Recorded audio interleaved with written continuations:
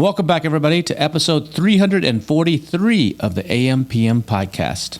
This week, we're going to be talking about ways to actually boost your listing and increase those conversion rates. I've got Matt Kostan here.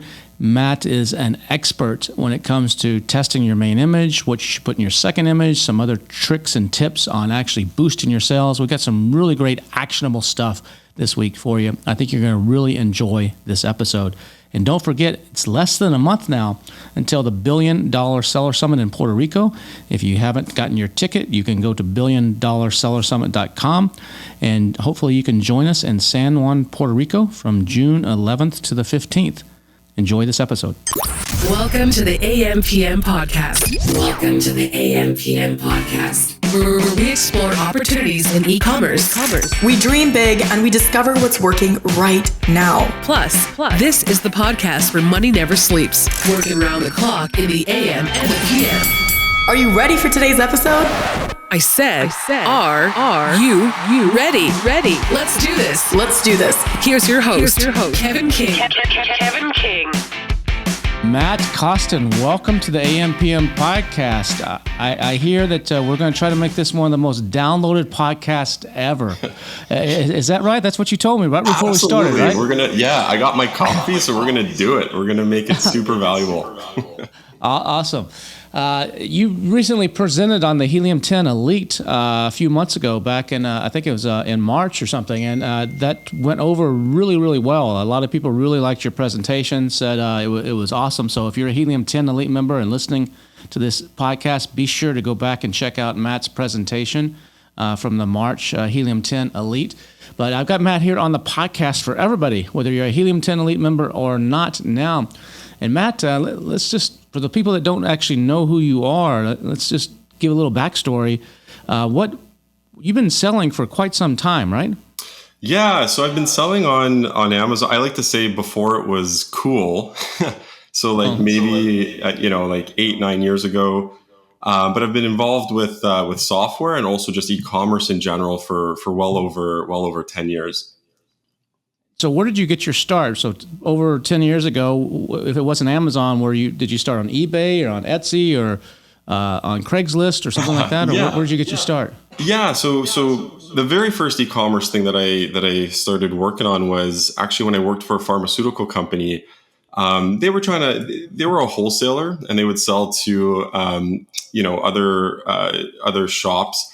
But I figured, hey, like why not start selling direct to the consumer? So back then, at least in Canada, Amazon wasn't like a big channel for pharma products. So just did a lot of Googling on how to figure out how to make like an e-commerce site using WordPress and that sort of thing. And interestingly enough, it took off. In a year, it did 6 figures. And that kind of is really what got me hooked. It was like, wow, this is cool. This actually works. So where did that evolve from there? Yeah. So then after seeing how well that worked, I was like, well, hey, if I can sell somebody else's product, then I want to do it for myself. And at the time back then, Groupon was actually a big thing, and ended up starting a distribution company for Groupon. And we were one of the bigger distributors for Groupon for their products in Canada, and actually a pretty big one, a big one for the products in the US. And what was super interesting with that is that, I mean, that was like the best kind of playground you could ever have. You had immediate access to like thousands of shoppers, and you could put deals on multiple times. And it really got me thinking and got me, trying to learn and figure out like, if I did this, I did that, like what the sales would happen. So just for example, one of the ones that was interesting, we sold a watch. So it was an interesting looking watch.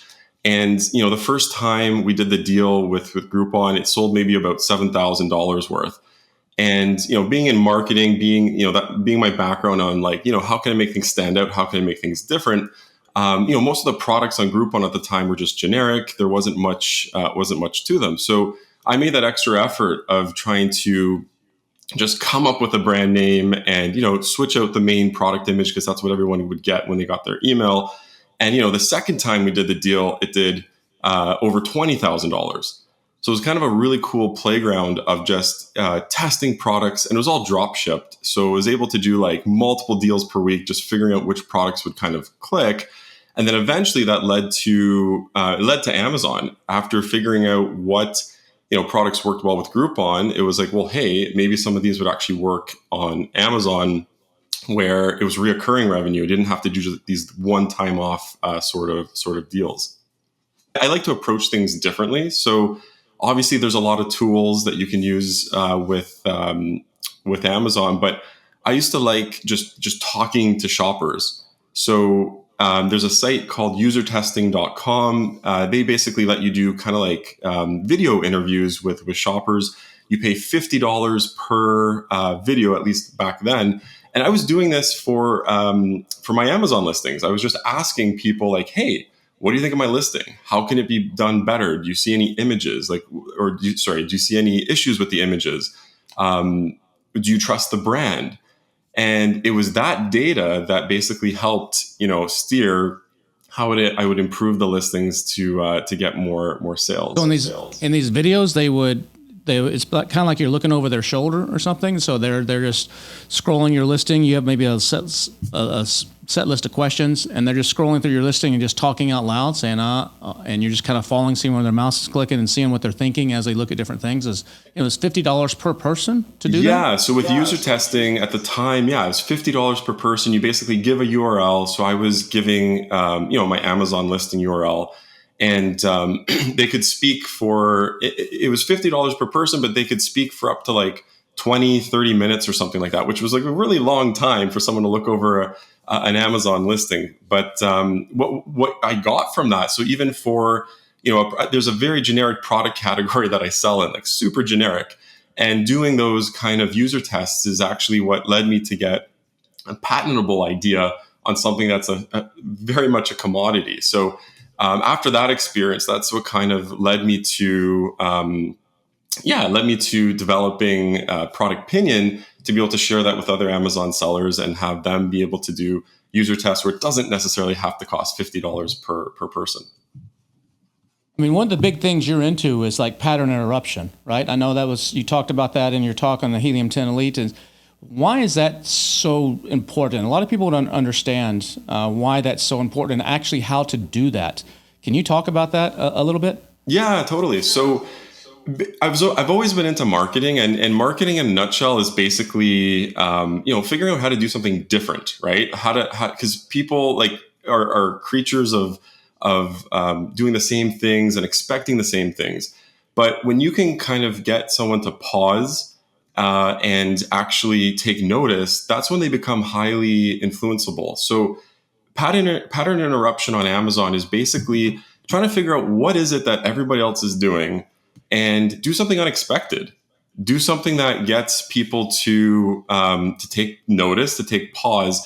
And after watching, how people shop on Amazon, there's a few very interesting ideas and interesting things that any seller can apply to their listings to get that attention and get people clicking and buying. Can you give a couple examples of that? Just try to paint a picture here for people listening. I know they can't see, but try to paint a picture of a couple of examples of how you would do that. Yeah, totally. I mean, first things I wanted to mention too is like this whole idea of like talking to shoppers. It's not foreign to the big boys, right? All of the big companies, they do this. They do the focus groups. They figure out how, what makes people tick. And that's how they steer their marketing plans and their campaigns. One good example of this is actually Mattel created Barbie. We all know Barbie out of doing focus groups, so figuring out what is it that people demand, and just creating it and bringing it to market based on that. There's a ton of things that we can go over. One of the key ones that typically has an impact right away is when you make what I like to call an index image. So an index image is like a secondary image on your Amazon listing, where you basically outline the top 5 reasons of why this product is the best in the world. And what's important for this is to actually number them. So sequence them like 1 through 5. If you have more, maybe 6. If you have less, that's okay too. This is all on one image. One image, like the numbers, like 5 points on one image. Yeah, yeah. And it's not comparing. It's not comparing it to something else. It's just saying why yours is the best, not why you're better than the competition. Just why yours is the best. Yeah, yeah. So basically, okay. And you should, you still can do that comparison chart as well too as another image, that sort of thing. But this is basically like your go-to main table of contents image of all the main points that you're trying to get across. You want to keep it simple, right? So simple always wins. When you're doing a test. But the idea behind this is basically like you're answering a question in someone's mind, right? So when they're looking at your listing, the thing running through their mind is, why should I buy this one? There's 1,000 of other searches or other results in the search. What makes this one special? What makes it unique? And if you have a hard time coming up with these 5 reasons, that's an indicator too, right? You kind of want to, you have to have some good reasons why someone would pick yours versus the others. And we can talk about some of the common ones that people use that work really well. The other aspect of it that's really important is you want to number it because people, again, they really like following when people see a number 1, they know that's where to start. So their eyes go there. They're like, okay, boom, number 1. I'm going to read that one. And then if it's numbered, they have to complete it. If you start at does the order matter in these numbers? Should you have the most important thing first and then go down, or are you trying to tell a story in these numbers, or what? Yeah. So the flow of information is just as important. So that's something you can test as well too. For example, my number 5 reason is typically around, you're supporting local. So if you're a US based, most of our products are from overseas, and that's okay. But if you're based, your company's based in the US or Canada, you can say like, hey, you're help supporting a US based company. That's one of the big ones that I would say, because people on Amazon shopping, they see these generic, international listings that don't really, everyone's seen them. Everyone's seen those kind of listings. You're telling them straight up like, hey, I'm a local small business. That might check a point in their head to, hey, this is why I'm buying this one. And the order matters too. Like obviously the biggest main differentiator should be number 1 to get them to keep reading. But what I've also seen watching people ingest these images is they have to finish it. They have to, if they read number 1, they're going to number 2, they're going to number 3. And the name of the game is, having them take in that information. The more information they take in, the more likely they are to, actually purchase, right? And keep in mind too, even though you list these 5 items on this index image, you're still going to repeat these items throughout the listing as well. It's not like just, hey, there's 5 items here, and then that's it. You might have another image about, if you talk about, you have a crazy awesome guarantee as your point number 4, you might have another secondary image that goes a little bit more in detail on that guarantee as well. So you're basically creating a table of contents for your listing and hammering down those 5 points so people get it, right? Because it's when people get it that they'll actually purchase. This should be your second. You're recommending this as your second image in your image stack. For me, that's what I do. Most people will make it literally the second image. Yeah. But so if it's the second image, the most important image, or as you, I think, say, it's the $1 million image, is that very first image. And this is where a lot of people, they don't spend enough time. What are some really good strategies that people listening can take away from this to actually just kill it with their main image? Oh, I love this. Yeah. So, your main image is pretty much the everything, right? It gets you the clicks. It gets you people into the listing, right? So what we talked about previously is basically how to get conversion rate.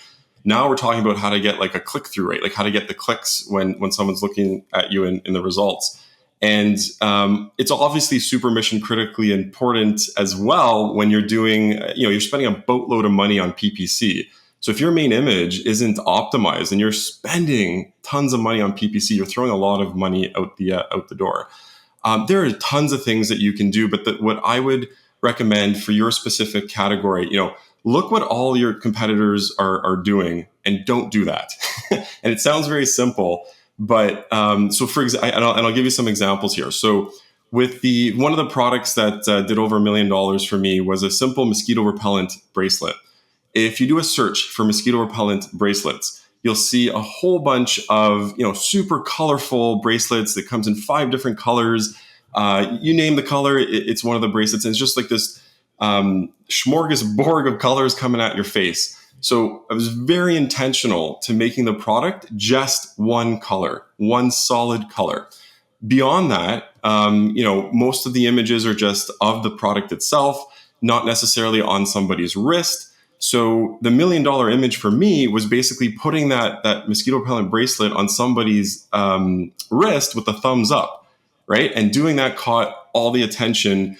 And with that particular product, and I have a side story with it too, but that particular product ended up selling so well in the category. It was beating, big Fortune 500 companies that make mosquito repellent, to the point where they, I don't know for sure, but they actually did a hostile buyout of the factory that was producing these to make it harder for us to make them. But yeah, I'm looking here right now. You shared a little bit of this in your Helium 10 Elite presentation. I just pulled that up here. I'm looking at it like a screenshot where you show, like, you're right. Everybody else has got like a stack of these bracelets, and they're showing that there's a bunch of them. They're like stacked up, and they're all these rainbows of colors, and some of them are shown in the packaging. And then you did a test where you actually took, like you said, a monocolor. Yours is like a kind of a teal greenish color, and you just put like 3 of them. Stack 3 of them, so it doesn't look like these big stacks of rings like everybody else is doing. And so that stood out. But then you're like, that definitely stood out, and that's where a lot of people would stop. Yep. But you didn't stop there. You like, I got to keep coming up with ideas of ways to test this. And then you did a test with Productpinion where you actually took those 3, and then you had the one like you just described with the thumbs up, and it's just on the wrist, and you put that in, and that just stood out like a sore thumb. No pun intended, like a sore thumb on the listing. And I'm looking at it right now. And that's what I recommend a lot of people do is, I don't know if Productpinion does this or PickFu or any of the others, but what I often do is I take my image and I drop it in. I think most of the tools can actually do this. I drop it in, I take a screenshot of my competition. I drop mine in somewhere, not in the top left or top right, not where the eye goes first, but somewhere like around in the middle. And then I put that out and I say, which one of these is your eye drawn to, or what are the top 3? Or you can do, like you said, the video where you watch people and you watch their mouse and you see the hot spots and you see what they're drawn to and test it. See it in context, not just once you have it live, but do it in advance. And something else I want to mention too, with Productpinion, you can actually do an Amazon search simulation. So you can do what you just mentioned by throwing in some ASINs, and we'll actually create what looks like an Amazon search result for you. And people can actually decide with context which one stands out better than the next. Awesome. So I know some other things that I've done in the past is I've actually spelled out things. Like I had dog treats. And so a lot of people would just show a package of, here's the dog treats, and you can maybe see through the package. You can see some of the treats in there. Or they might put like one treat outside the package. But what I would do is I would actually turn the package and make it look like it's spilled. Yep. And then I would take, instead of it just spilled and it's just a stack of dog treats that spilled out, kind of randomly, I would actually take that and spell out the word dog with those treats. I would actually, in Photoshop, just take one treat, duplicate the layer, make it, like you're taking a bunch of pencils on a table or something and spelling something with all those pencils, and spell out a word like dog or treat or woof or something like totally. That. And that's all within the TOC because I'm using the product. It's the actual product. I'm not adding anything to it, and it would just make your eyes go right to it. Another super simple one too is if you have like a food product, so you're in packaging, everything is square, just tilt the image slightly, right? So people are like, Amazon's typically laid out in a grid. So anything you can do to break that grid, tilt the image, make it like a 3D kind of picture where it's off to the side, that sort of thing. Love the idea of like writing out the words with the product itself. That's actually a really good one. Another one that Stephen Pope actually mentioned, if you can actually put your main keyword on, say, the product label. So for example, if you're selling supplements, and another nice or an easy thing to do with supplements is, like take the bottle off, right? And show the bottle cap on there. But if you can also put what your main keyword is right on the packaging. So if you're selling fish oil and then all of a sudden the top of the bottle cap says fish oil, then you're golden. And it works because, if people are searching for that and then they see that keyword right on your product image, they're going to be drawn to it. That's going to be something that they'll see and they'll click. So there's a lot of interesting things that you can do with that main image to get the clicks. We're actually doing that. I'm helping my trainer with his planner, and we're actually doing his planner. Just comes, it's like a leather type of cover, and that's how it just comes. But I'm telling him on his main image, we're actually putting like a little strap, like a little, almost like if it was in the store, there'd be like a little paper band, not a hang tag, but a paper band that goes around it. That's where you'd put the UPC or you'd put something. But we're doing exactly what you just said, putting the main keywords on that really big, so that it immediately identifies with what people are looking for when they search. Even though the product doesn't come with that technically, we're adding that as a little strap around. Most people aren't going to care. When they get it, they're like, "Where's the little piece of paper that wraps around?" It's just like a thin little band that's shown in the picture. Those kinds of things can make a huge difference. What are some other things that people should be testing that maybe they're besides their main image and creating this second image with the top 5 and making sure you number them like you said? What are some other key things that people just overlook that they don't really test? I know we can talk about price and some of that, but like when it comes to images or your listing, what are some other things? Yeah, so another big one actually along the same lines for the main image. If you're a very package heavy kind of product where you have to show it in packaging, exactly what Kevin was saying too. Like you can make slight changes to your product, and the shopper's not necessarily going to complain if it doesn't come with certain little packaging differences. One interesting one that works really well, we call it the sunspot packaging technique, where basically, when you're shopping in store or if you're shopping on Amazon, you're looking at the sun. There's just like so many different products, but there's things called sunspots where it's like a condensed little area that draws your attention. And obviously that's what you want to be. And the best way to be that attention is, if you can make if you're doing, this works really well in any kind of bottle product. If you can make your bottle like a solid color, including the cap, right? So don't necessarily have just a white cap that's standard. If you can Photoshop it in to be a different color, or even just ask your supplier, a lot of times it's surprisingly easy to get them to change it to be something that's more of a solid color. Like that test always wins. When you have a solid dark kind of packaging, typically it's darker, but the idea behind it is to be more of a solid color, and that grabs the attention versus something that has a lot of white in the mix. Because with Amazon, you're dealing with a lot of white space on the page. So that's another one that you could be testing if you're a really product package like centric kind of product. In terms of another thing to test, a shorter title is a big one. Amazon actually highly recommends this. So this is in their docs with something that they recommend to test. And we've seen this time and time again by watching how people shop. So everyone knows the best practice. Put in all the keywords that you can in the title. There's obviously character limits and that sort of thing. But what we've seen shoppers actually do is when they're looking at these titles, they'll say out loud, they're like, "Oh, this one looks super spammy." Even though we don't keyword stuff anymore. That was old school. We write, decent titles, but when they see, they know people are smart these days. They know what you're doing with all those keywords in there. But we've actually seen shoppers kind of like go, they'll look at those listings. They'll be like, you know what? This one looks a little too spammy for me, and go to the next one.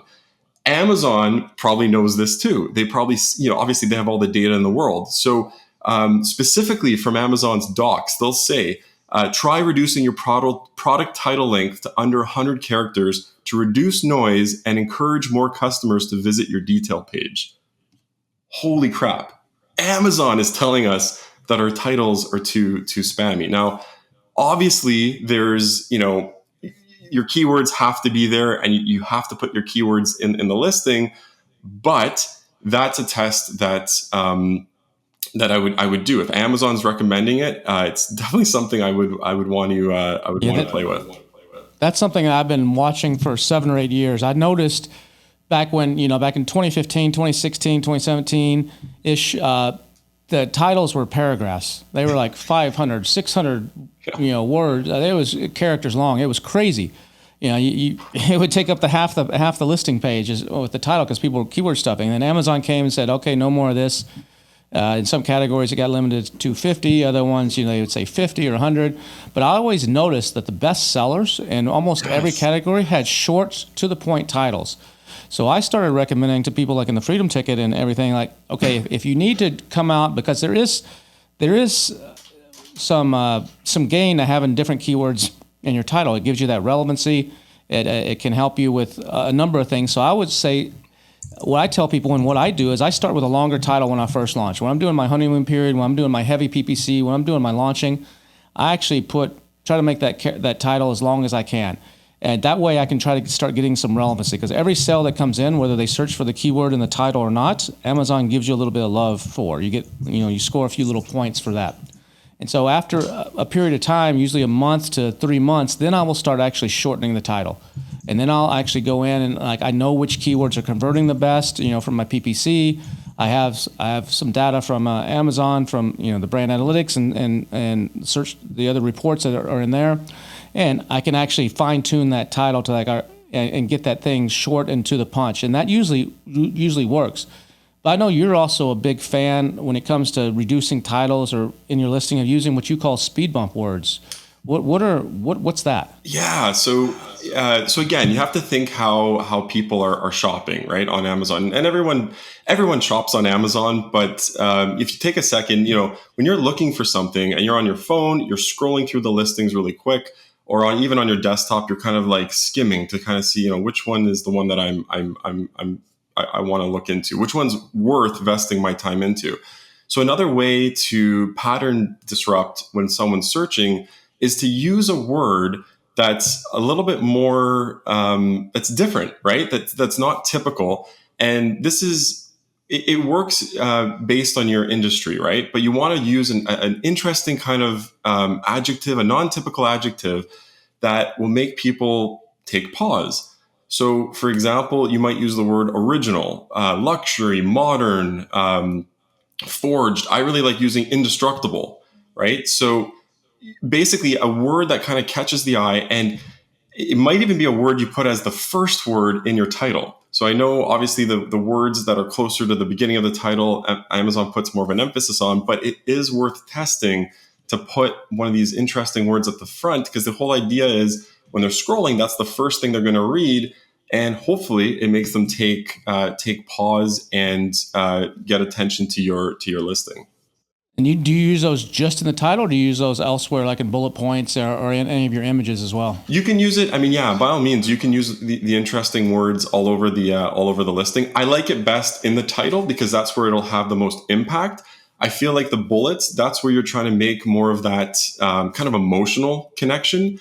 Something else that I'd say too is, keep in mind, shoppers don't buy because of features, and sometimes they don't even buy because of benefits, right? I mean, obviously we illustrate the benefits, but people in general are irrational, and they buy because they want a certain feeling, right? So if you can write copy that kind of evokes a certain emotion, that's where you'll win. That's where, if you've already convinced somebody to get the click because of your main image, you've already convinced somebody, in your secondary images of why they should continue reading.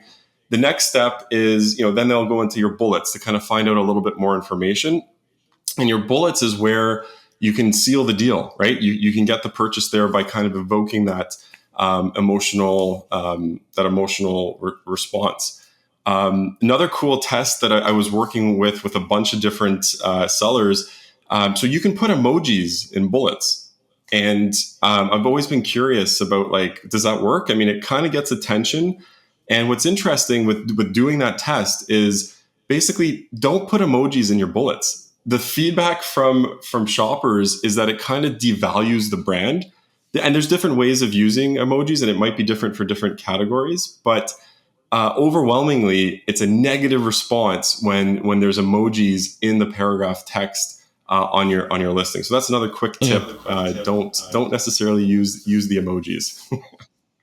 Another thing that's a cool strategy, and I think you've talked about this before, and it's something that I've done, but it can be very effective. Is sometimes when I go through the Tim Hortons or the Krispy Kreme, or here in Austin, it's Round Rock Donuts. So the best donuts in the world at Round Rock Donuts. The line's always like 25, 30 cars deep, no matter what time of day you go there. But anyway, I go through and I get some, occasionally I'll go and treat myself and I'll get some donut holes. And it's supposed to be like 12 donut holes in the bag. And I take them and then, drive away. And as I'm driving back to the house, I might stick my hand in there and sample one or two while they're hot. And later on, as I'm eating these things, I'm like, man, I feel like I've eaten more than 12 of these. I wonder, did they put like 15 or 16 or something in here instead of 12? And sure as shit, they did. They put some extra ones in. Or if you go to Five Guys, the burger joint, and you go in there and you order. You don't need to order a large fry at Five Guys. You go in there and just order the small fry, because they're going to put the fry into the paper bag, and then they're going to dump like a whole scoop of extra fries just loose in there. Those kinds of things, when it comes to product sales, why not take those same principles and use that for when you're selling products? And can you talk about, you do that with some great success? I think you even did it maybe with your mosquito band. Talk to me about that. Yeah, totally. And it's always the fries in the package at the bottom of the package that taste the best too, right? Like exactly. And they're the greasiest ones. That's soaking in that grease. Yeah. But Five Guys, that's their SOP. That's the standard. It's not by mistake that they're doing that. So it's all about so for me, how to get reviews on Amazon is give something people to talk about straight up, right? So if you can offer an extra bonus, if you can give something that people aren't expecting, it gives them a pleasant feeling. You buy those dozen donuts and you get an extra 2, 3. You're feeling good. Like you just won today. That makes your day, right? Similar on Amazon. So yeah, with the mosquito repellent bracelets, cost on them are obviously negligible. But we would sell, for example, a 5-pack, and then right on the package, we'd write, "Surprise, you got the 6-pack." So we got that. We gave them an extra item. And but you don't show that on Amazon, right? You don't. The package that they see on Amazon doesn't say "Surprise, you got the 6-pack." It just shows 5-pack. So that's what they're expecting. But when they get it and they open up their Amazon box or the bag or whatever the Amazon sent it in, then it says something slightly different on there. 100%. Yeah. So, and that's the key, right? That is the key of it. They can't be expecting it, because then if they are expecting it, it's no longer a surprise. And what worked really well too was just a little message. Like we didn't say like, hey, you have to leave a review on Amazon or anything like that. But we'd actually mention like, hey, kind of keep this between us. Like if you happen to do a product review, don't mention this so that we can keep it a surprise for other people. And the psychology behind that is now like, oh geez, yeah, like I should probably do a product review. I feel good now that I got this. And we're not asking for the review, but it's kind of like, it's the reciprocity. Like we just did something positive for you. Them in turn will do something for us. So that was a really good strategy to get reviews on a product, and something that cost almost nothing to do. What are a couple other tricks before we go here that you could share that people should be doing along these same lines? Totally, yeah. So, and again, surprise and delight, do stuff that's different, right? It's very rare when you buy an Amazon product that they give you something extra. That's almost never the experience. You buy something on Amazon, you're hoping that if it's a brand name that you've never heard of, which is like, most of the time, you're just hoping that it works. You're hoping that it was a good deal. The other point that, to really grow the Amazon business, you need to be getting customer details. It's a must. Most people have, insert cards for registering a warranty or an ebook or something like that. Don't do that. Do something different. Actually give them another product. And the way to do that is if the extra complimentary product can fit in an envelope, cost you maybe $1 to ship, another $1 for the product itself. Doesn't have to be anything crazy. So for example, there was someone that was selling children's shoes, and the free upsell, put in your name, details, address, we'll send you a pair of children's flip-flops absolutely free. The flip-flops cost under $1. They could ship them in the envelope. That gets you data. That gets you an email list of shoppers, right? So you're not just getting like an email list from people opting in from like cold advertising. You're getting a list of people that have actually bought from you. And we all know this, the people that have actually bought from you are the easiest people to convert to buy something else from you. So now that you're developing your email list, if you wanted to go to Kickstarter and launch one of those vessel-like products where you have you're getting a patent for it and that sort of thing, you have that audience to do it, and the Kickstarter becomes easier as well. So the name of the game is customer details when you're selling on Amazon, and it's also something. The offer that you make is something you can test and split test as well. Awesome, Matt. Well, this has been great. I know we could keep going on this probably for quite some time, but I think we've shared some really good tips. Hopefully, this will become one of the most downloaded episodes. If you like this episode, be sure to hit the subscribe button or to share it to other people if you want to share these tips, or maybe you just want to keep them to yourself, have a competitive advantage. I don't know. But I think there's been some great stuff shared. Matt, if people want to know more about you or to reach out to you, how would they go about doing that? Yeah, easiest way is check us out, productpinion.com. My direct email is Matt with 2 T's, so MATT at productpinion.com. And yeah, happy to share with you some ideas for yourself on how to set up some tests and how to win on Amazon. Awesome. Appreciate it, Matt. This has been great. Thank you so much for having me on, and had a good time. I think you may need to go back and listen to this episode again. There's a lot of actionable stuff that you can implement right away in your business right now, whether you're selling on Amazon or Walmart or any other e-commerce. Some really good stuff that Matt and I talked about. So hopefully you gained some advantage by listening to this episode. Don't forget, we'll be back again next week with another incredible episode. Also, remember the $1 Billion Seller Summit is coming up in less than a month in Puerto Rico. You can go to BillionDollarSellerSummit.com for more information on that.